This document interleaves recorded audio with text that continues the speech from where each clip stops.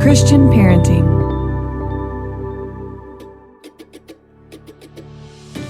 Welcome to the Christian Parenting Podcast. I'm your host, Steph Thurling. I'm the Executive Director of Christian Parenting, a mom of 3, and I am so glad that you're here. This is a place where you can bring your real self, no matter what that looks like today, and be given the space, resources, and encouragement you need to set aside perfection and grow into the perfectly imperfect parent God made you to be.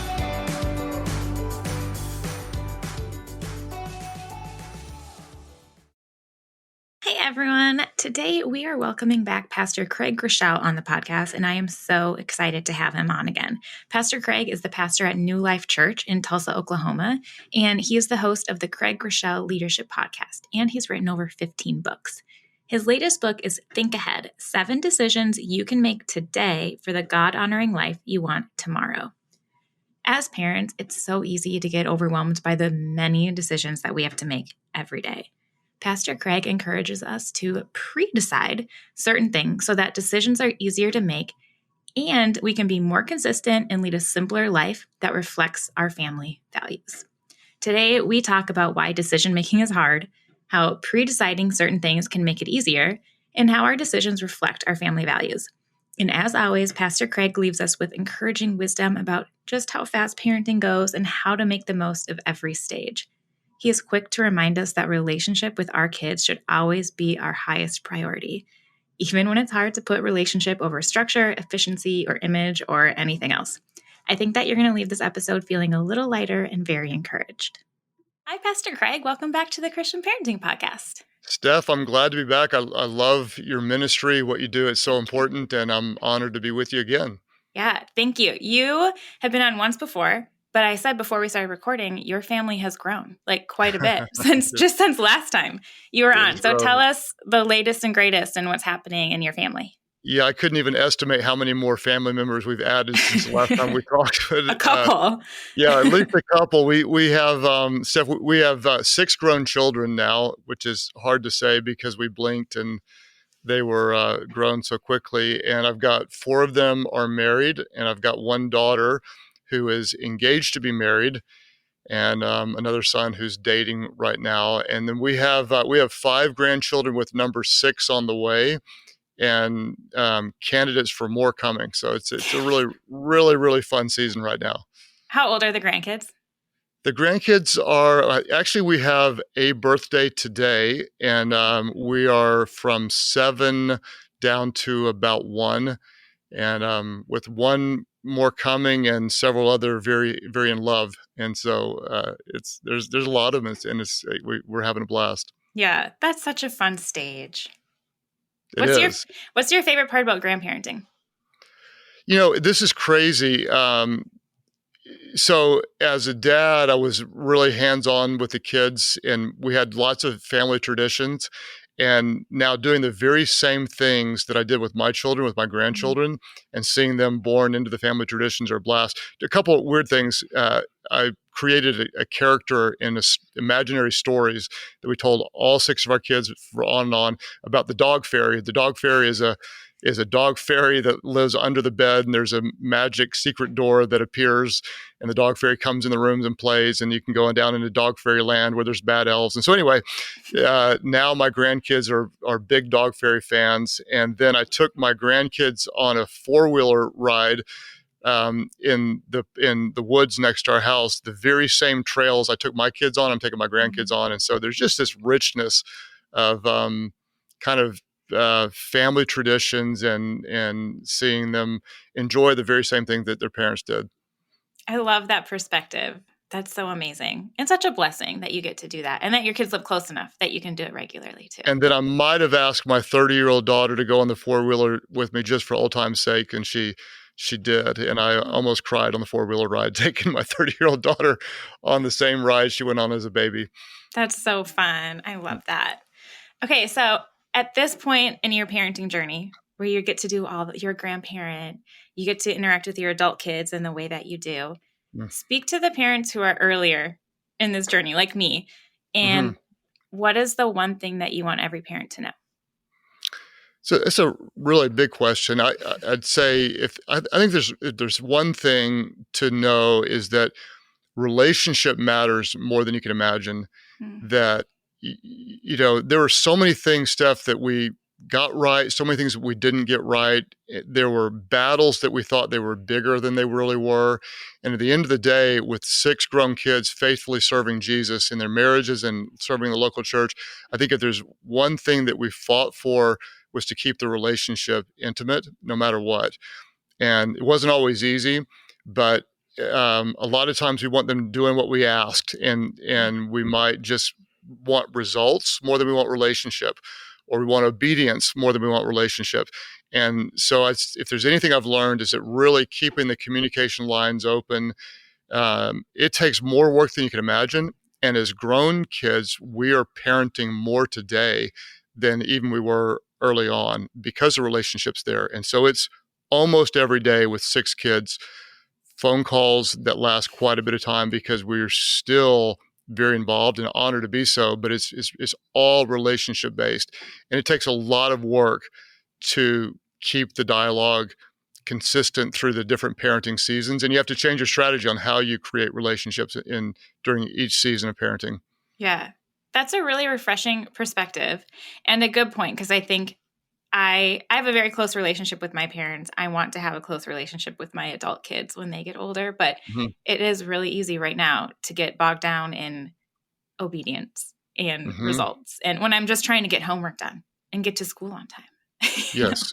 You're right. You're right. And it seems like all that matters so much, and it does. I'm not going to say that it doesn't matter, but if a project's not perfect, that's not as important as it is keeping the relationship close over the years. And so I think sometimes we're short-sighted in our parenting strategy because we want the immediate results. And if we can keep the long game in mind, and it's so hard to do. We're deep into parenting, and so now we can look back and see that we stressed out about a lot of things that weren't as important as we thought they were at the time. And then what is really important becomes more clear. And at the top of that list is just, if we can keep them, the basics, talking to us honestly, having really the right friends, being in God's word, spiritually grounded, being involved in a local spiritual community in the church. If we can keep those big things in place, then a lot of the smaller things tend to work themselves out, but we often get stressed out about the smaller things, and that could take us away from the bigger things if we're not careful. It's almost like, we have a book project due in our house soon. I hear you. Yeah. Okay, so last time you were here, we talked about teenagers, and today we're going to talk about decision making, because you have a new book out, Think Again. And in that book, you said that there's research that suggests that people make 35,000 decisions a day. Yes. And as a mom, it's early in the morning, or not early, but it's mid-morning, and I think I've already made 35,000 decisions. I think I've had that make that many by lunch. So I think as parents, we can relate to that. I think we talk a lot about decision fatigue and all the decisions we have to make for our families, for us as individuals, and then for each kid individually. It's a lot. So I'm excited to talk about this. You mentioned 3 enemies of excellent decision-making. What are those 3 things? And then what can we do about them? Sure. Well, you mentioned one of them, that we make so many decisions all day long. And just like if we carry big boxes around for 3 hours, our body's going to get tired. In the same way, when we make decisions all day long, our decision-making ability becomes compromised, and we become fatigued. And I think you are in that zone right now, especially with 3 children, what you say, 7, 9, and 11 or so, that you are making so many decisions that sometimes later in the day or later in the week, we make decisions that we're not as proud of. And another thing too is that emotionally, a lot of times we'll make very permanent decisions based on temporary emotions. We're exhausted, we're mad, we're frustrated, we're angry, we're disappointed, we're sad, or we're overly excited. And so we have to watch out for those emotional mistakes that we make along the way. And then sometimes as Christians, and especially as like a Christian parent, we're afraid of making the wrong decision. And so sometimes we'll get what people would call analysis paralysis. We're afraid to commit because we don't want to miss God's will. Mhm. And that's the reason I wrote the book, Think Ahead, is really because I recognized all the different ways we're vulnerable to making the wrong decisions. And so instead, what can we decide ahead of time and kind of put some systems in place? It could be in your marriage, it could be in parenting, it could be in your relationship with God, it could be professionally in your leadership, to make decisions early so that we'll have the right systems in place to better choose in the future. And that's what I'm hoping to help readers do. Yeah. So you talk about pre-decisions is what you Yes. call them. So Mm-hmm. tell us how that's helpful in this decision-making process. And then tell us, you talk about 7 pre-decisions specifically in the book. So walk us through some of those and why they're helpful. So a couple of them, like the first one I have is I will be ready. And this could relate to parenting or anything. We recognize that over and over again, we'll make the wrong decision. We want to exercise and we don't. We want to eat the right thing and we don't. We want to be patient with our kids and we yell at them. And so we need to recognize that no matter what, we are going to be tempted to do certain things. And generally speaking, we know we're more vulnerable to certain temptations than other people. And they're more vulnerable to other things. So we have to be really honest about where we're vulnerable. And in that chapter, what I'm trying to help the reader know is that there are certain times when you're going to be faced with a very similar decision. If you can pre-decide ahead of time, in this moment, I might be vulnerable to X. I'm going to pre-decide to do Y. For example, on that subject, I've got 6 kids, and my 2 boys, we talk a lot about sexual integrity and purity of the mind, and how do we guard our eyes and treat women in a way that would be honorable to God. What I know about them is the same when I was 15, 16, 17 years old and noticing the opposite sex for the first time. I was very interested in looking and did not face the temptations that they face today. With their mobile devices and iPads and computers, they could be visually tempted very easily. So if we know that we are going to face this kind of temptation in the future, what can we pre-decide today? What can we do today to make it more difficult to not look at something we don't want to, or to make it easier to choose the right thing? And so with my sons, I ask them questions, help them determine where they're vulnerable, and then say, what do you want to do about it? Well, they decided to kind of like lock down their phones, like I have mine, where they're going to make it really, really difficult to look at something that would be dishonoring to God or would pollute their mind. And so the way we always say it, Steph, is why would I resist a temptation in the future if I have the power to eliminate it today? Mm-hmm. So we are pre-deciding what we can do to make that tempting decision later less attractive. And we can do that in a million different ways as parents. When I get in this situation with a child, I've already decided here's how I'm going to respond. It could be with discipline. It could be with encouragement. It could be if anytime their homework's not ready, here's what I'm going to do. And so we think ahead, predetermine, pre-decide, and that can make parenting a lot more effective and a lot less emotional. Yeah, that made me think, I feel like then you can shy away from, we're all humans. We're all going to make mistakes. But in the frustrating homework scenarios, when you've decided, okay, my response to my child forgetting their homework is going to be to say this. Yes. And you're less likely, not 100% guaranteed, but less likely to respond in anger or frustration or say something you regret. Or even if you determine the consequence ahead, like, okay, so you forgot it last time, and the next time you do it, here's what's going to happen. And so the next time it happens, you've already decided, and you're very loving, you're very kind, you're very fair, you stick to your word. You don't go, now you're grounded for a month, because you've thought about it in a rational, prayerful time, not in the heat of the moment. Yeah. It's also what's going on at my house right now, because I'm totally guilty of the emotional consequences that aren't We all effective. are, right? We all are. Yeah, totally. I feel like it could also help with meal planning too. I know our Tuesday nights are insane. But when I don't plan ahead and think ahead of Tuesday nights insane, I know I have to do better meal planning. Then we always end up eating fast food. So that's true for all of us. So right now, every day at lunch, I have meals that I've ordered that are specifically what I want to eat for my body that's designed for me. And so I don't ever say what I want to eat. It's every single lunch meal is pre-decided. I don't have to think about it. I have to go to a restaurant. And if I haven't pre-decided and someone brings in donuts and something else, I'll be tempted to eat them. So it's the strategic and, anything that you value, if you can predetermine to make it easier to do, or if something you don't want to do, predetermined to put it at a distance. And so, your exercise plan, when do you do it? What do you do? What do you do before? What do you do after? Your meals, same thing. And that's one thing Amy found with 6 kids is predetermining, I'm going to need this much, these are the types of meals we want. And it would almost be impossible to feed a family well, nutritionally healthy without thinking ahead and coming up with a plan. Yeah. And if you put a little bit of extra time into it, say on Sunday night, planning the whole week, that saves a lot of stress on Thursday night or Tuesday night, was difficult for you when there's all the chaos. Yeah. I feel like some of this comes down to family values, right? Like in our family, we decided long ago that we really value being hospitable and generous.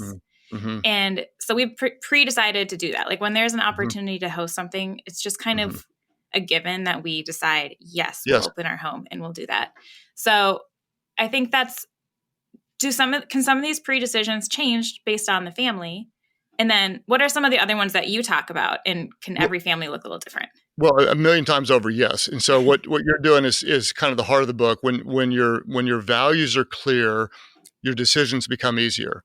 And so if you determine that you want to be hospitable, in many ways, you're probably kind of determining you want to be the home that people come to. So there was always that home when you were a kid. Most of the kids would congregate at such a place. And so if you're a really, really involved parent, you want to make disciples of your children, then you probably want to have them in your presence more than not. If that's a value, then what do you do? Well, you might buy a little more food because you're expecting more people to come. You might have a swing set in your background that's got more swings because you're expecting more kids to come. You might decide, you're going to pre-decide that we're going to choose relationship over image. And so your house may not be perfect, and that's going to be okay. And this was a decision. Amy came to me years ago and she said, I can't get it all done. I can't homeschool the kids, can't have dinner ready every night, can't serve at the church, can't mentor the women I'm mentoring, and have a perfect house. And she said, would you support choosing relationships over perfection of the house? And I just said, absolutely, I agree with you. And so Steph, for years had a house that was just a little bit messier than both of our desires. And if you came over, you'd be like, yeah, there's shoes on the floor, whatever. And we said, we're not going to care about that because relationships matter. And that's so important for families, for parents to determine, what do we value? Other people say, no, we actually want our house to be tidy, in order. That's the way we honor God. Mm-hmm. You said you value generosity. And so you want to be generous. So you may say, in any time when there's a chance to bring the food, we're going to bring the food. Or if there's someone that needs an offering, we've budgeted X number of dollars a month. We've already predetermined to put aside this amount so that we can say yes to a chance to give that we didn't know. And that's really the whole driving point of the book, is determine what you value and then prioritize your life today, make some pre-decisions today to make it easier to do what you value in the future. And yes, every family should be different in how they approach that. And if you're not different, you're probably not going to be effective, because I tend to believe greatness is born in the extremes. And so as families, we want to be extremely different according to our values to raise children that are different from this world. As a working mom, 2 of my goals for the new year are to take better care of myself and simplify. And one of the ways I'm doing that is with HelloFresh. There's a reason HelloFresh is America's #1 meal kit. They make it so simple. All I have to do is pick my meals and my delivery date, and all of the pre-portioned ingredients and step-by-step instructions come right to my door. That means less hassle, less wasted food, and they have health-forward options like over 30 calorie-smart and protein-smart recipes each week. The recipe cards are easy to follow and they're full of pictures, so it makes cooking with my kids really fun too. And we all know that when they are involved in the cooking, they're more likely to eat it, so everyone wins. We have a great deal for you right now because I know that mornings can be crazy as a parent. I often find myself forgetting breakfast or grabbing something really fast. But you can go to hellofresh.com/CPPodcastFree and use the code CPPodcastFree for free breakfast for life. That's one breakfast item per box while the subscription is active. That's free breakfast for life at hellofresh.com/CPPodcastFree with the code CPPodcastFree.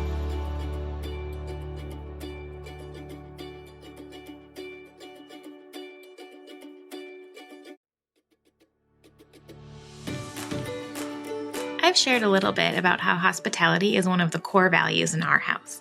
I love making my home as welcoming and comfortable as possible for my family and for any guests that we have. This is one of the reasons I love Home Threads. Home Threads can be your trusted partner in creating a loving and inspired home.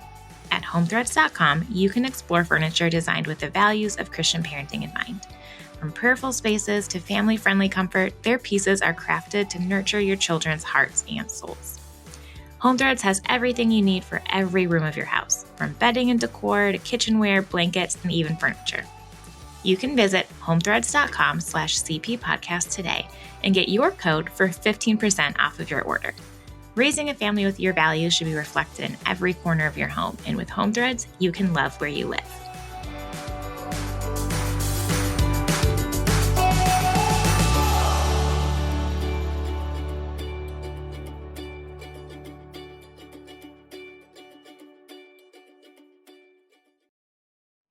So for parents who are listening, who are like, I want to pre-decide some things. I want to help manage decision fatigue and make my life easier.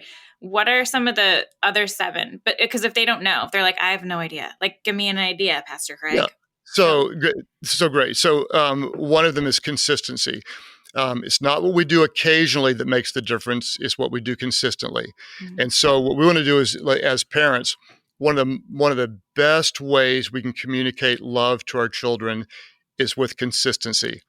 If our discipline is consistent, that's loving. If it's inconsistent, it's going to be erratic. If one of the best ways we can love our children is to protect our marriage, right?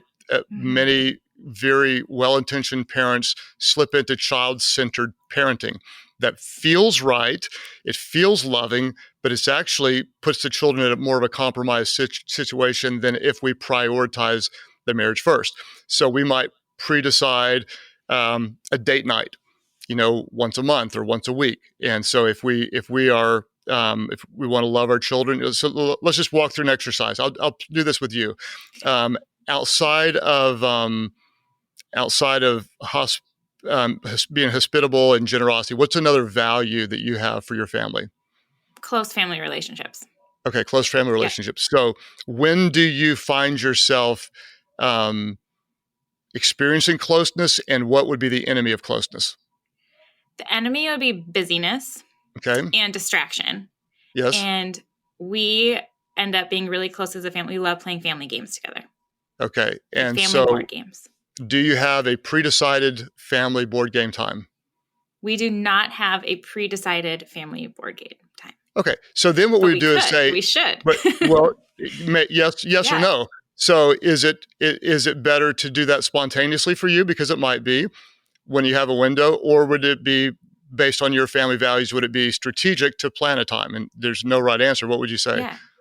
I don't know. Maybe I'd talk to my husband about it, but maybe it's just, hey, when we have extra time, instead of watching a show together where you're not really interacting, we're going to plan to play a game when we're all together at home. Instead of being like, what should we do? We just know we're going to play a game. That's exactly right. So you could say, instead of sitting down in front of when we have free time, instead of going to whatever it is, to the TV or to social media or letting the kids play on their video games or whatever, instead, we're going to default the first time each week to family night. And you may not do that every night because that would be too much.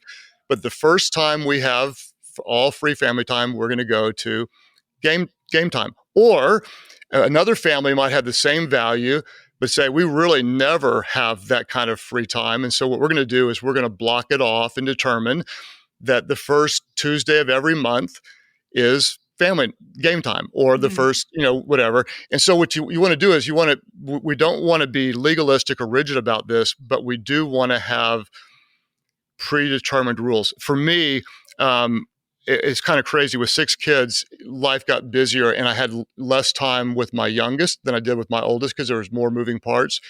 And I got really convicted of that. And so I made a pre-decision. Anytime she says, Daddy, can you? Daddy, will you? My answer, unless humanly impossible, is going to be yes in the moment. And I spent the last 3 years of my daughter's time at home. Daddy, can you come in here and braid my hair? Daddy, can you? And I was a yes, yes, yes, and yes, and yes.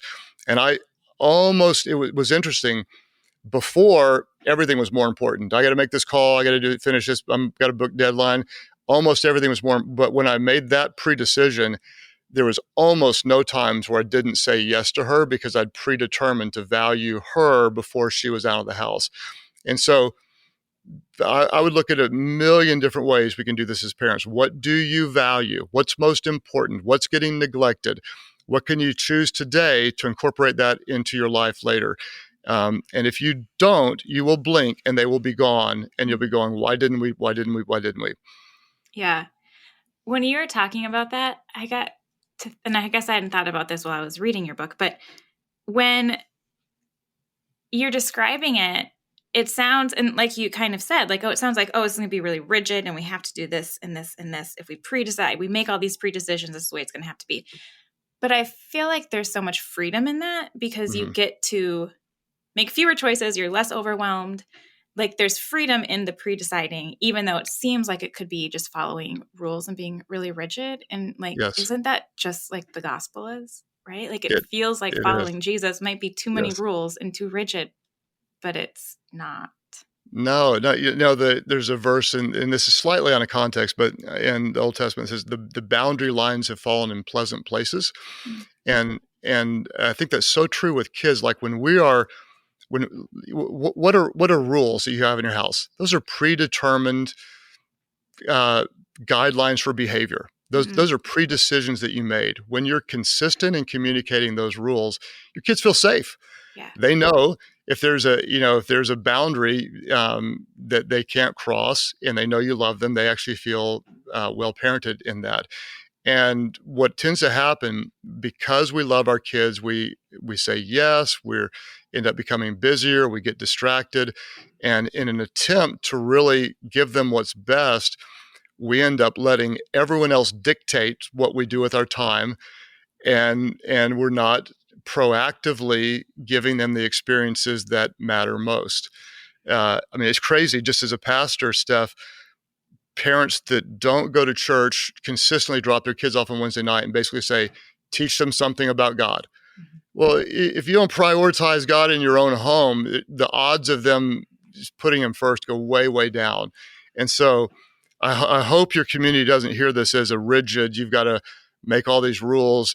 No, this is a really prayerful, strategic direction to say, here's how we want to honor God. Yeah. So we pre-decide Tuesday night is family devotion night. Or we pre-decide Friday night, we all go get burgers. Or we pre-decide, hey, we go to church on Sundays. We don't get up and say, hey, do you want to go to church this week? We've already pre-decided that we're followers of Jesus, so we go to church. We pre-decide on Christmas, we don't give gifts to each other because we're saving money to give to something else. Or we pre-decide that we're going to give to this family that has need. Every year we're going to put aside money, whatever. So we're really, really clear on our values. And then we get together and we talk about it. And it makes life simpler. It makes it more intentional. It makes it easier to honor God. And then the simplicity starts to compound into a really, really good result. How did we get 6 kids faithfully grown and serving Jesus all in the church? The answer is 2 things. One is by the grace of God, and then 2 is just by intentionally creating the environments that help them to be spiritually alive. Yeah. We can't control who their friends are, but we can control what environments we put them in. We can't control the decisions that they make, but we can control what inputs go into their life. And so we want to create the environments, the relationships the potential. We want the soil of their heart to be soft. So when the seed of the Word of God goes in there, there's a chance for it to grow.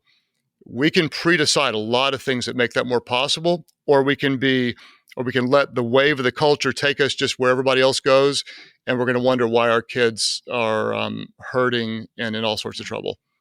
Yeah. Intentional is one of my favorite words. I think you could almost probably say it's one of our family values. And so I think maybe one of the reasons I really resonate with this theory of pre-deciding is because it's another way to be super intentional. So I appreciate that a lot, because I think most people want to be intentional, but sometimes we need a little guidance to get there. I do want to talk about, you mentioned pre-deciding to be an influencer. And I want to touch on that because I think the word influencer in our culture means a lot of things right now.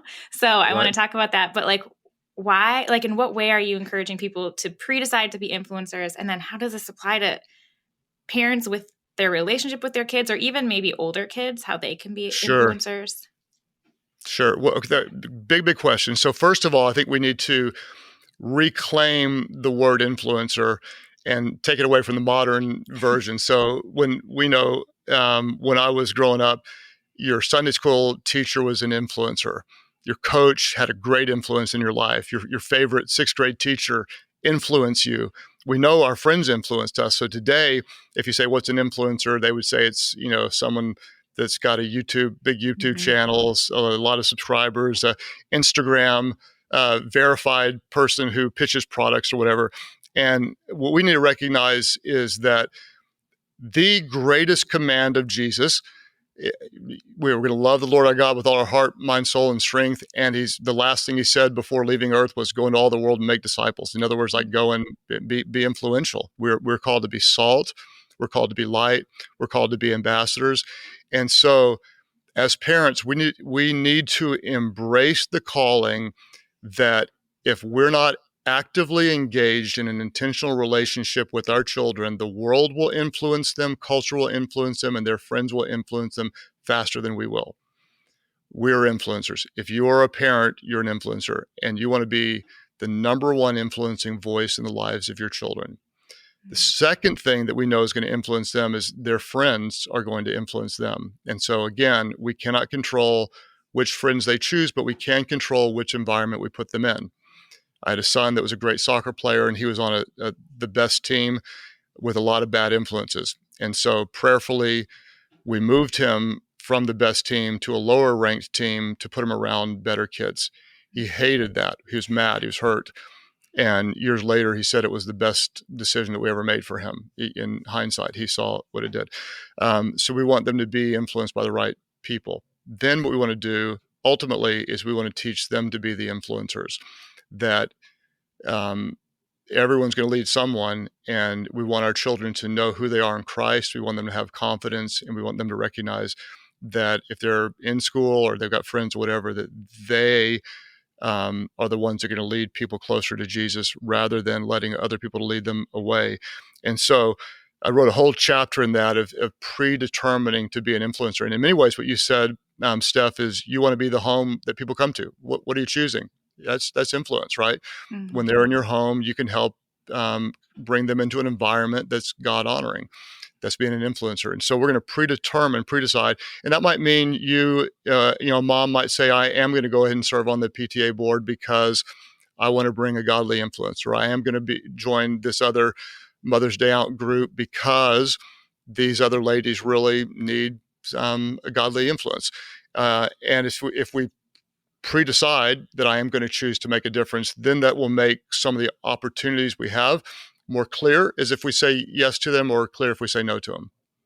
Well, then they also can become less of a burden too, right? Because sometimes, we can definitely overschedule ourselves as moms, but also it can be tempting to be like, I don't really want to join the PTA because that sounds like something I don't really want to do, but maybe I should do it. But if you've pre-decided I'm going to be an influence and you see they need an influence, it's less of a burden and more of a gift. Yes, it's more of a ministry.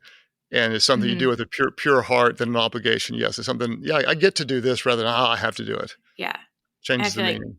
Yeah, we need that a lot in many areas of life, I think. We do, right? Just change that perspective a little bit. Sure. To wrap up our time, what is like your hope for parents when they read this book and how they would lead their family through decisions? Stella, I think you talked about being intentional. This is so important. And as parents, I think it's so easy to get caught in the hectic short-term tension of parenting. I remember I had one of my daughters that would not sit down in the high chair. And so I just determined that one of us was going to win this battle and it was not going to be her.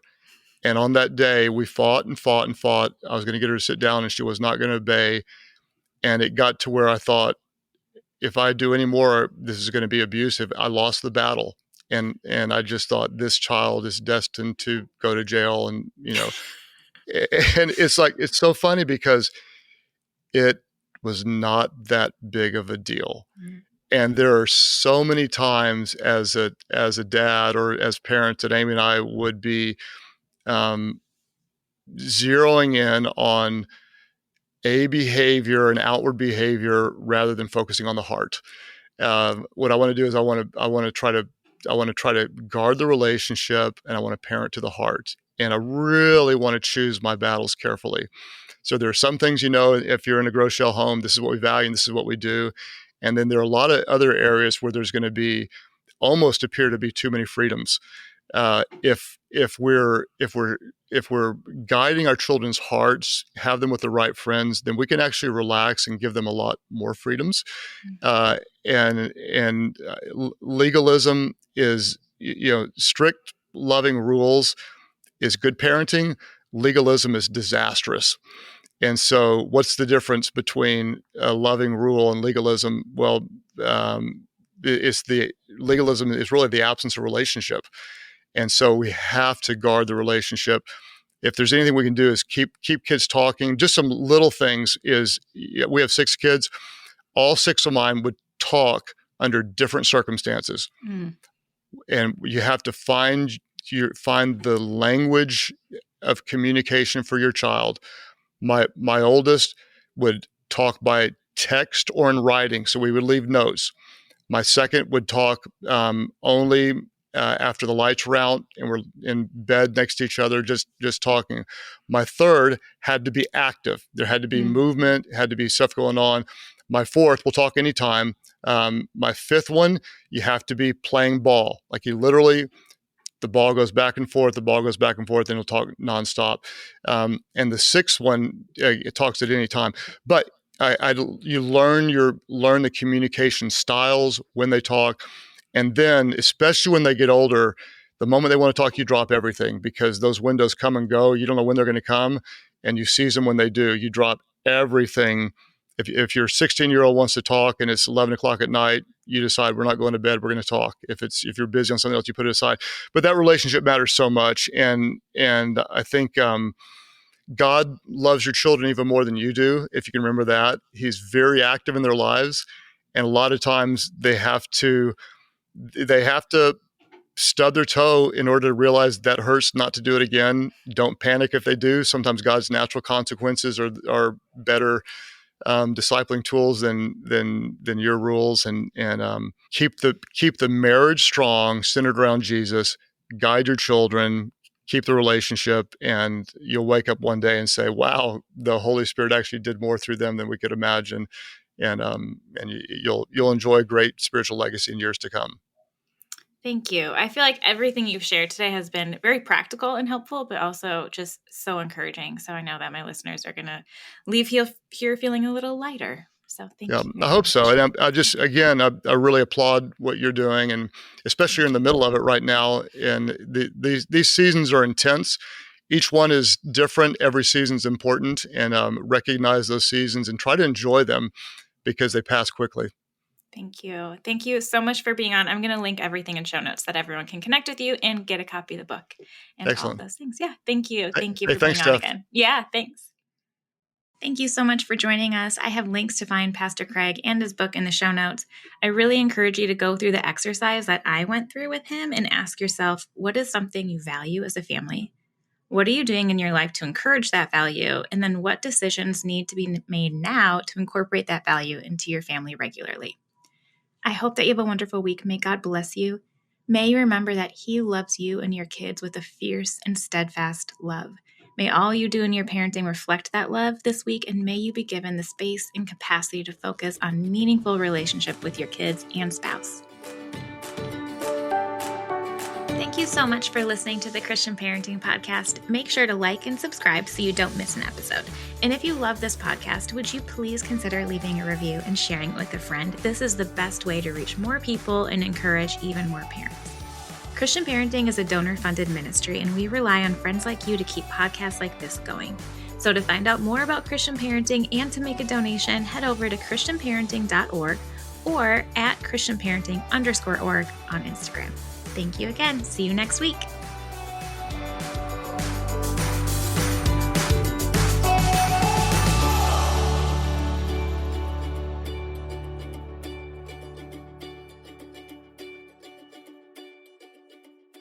Hey there! Did you know Kroger always gives you savings and rewards on top of our lower-than-low prices? And when you download the Kroger app, you'll enjoy over $500 in savings every week with digital coupons. And don't forget fuel points to help you save up to $1 per gallon at the pump. Want to save even more? With a Boost membership, you'll get double fuel points and free delivery. So shop and save big at Kroger today. Kroger, fresh for everyone. Savings may vary by state. Restrictions apply. See site for details.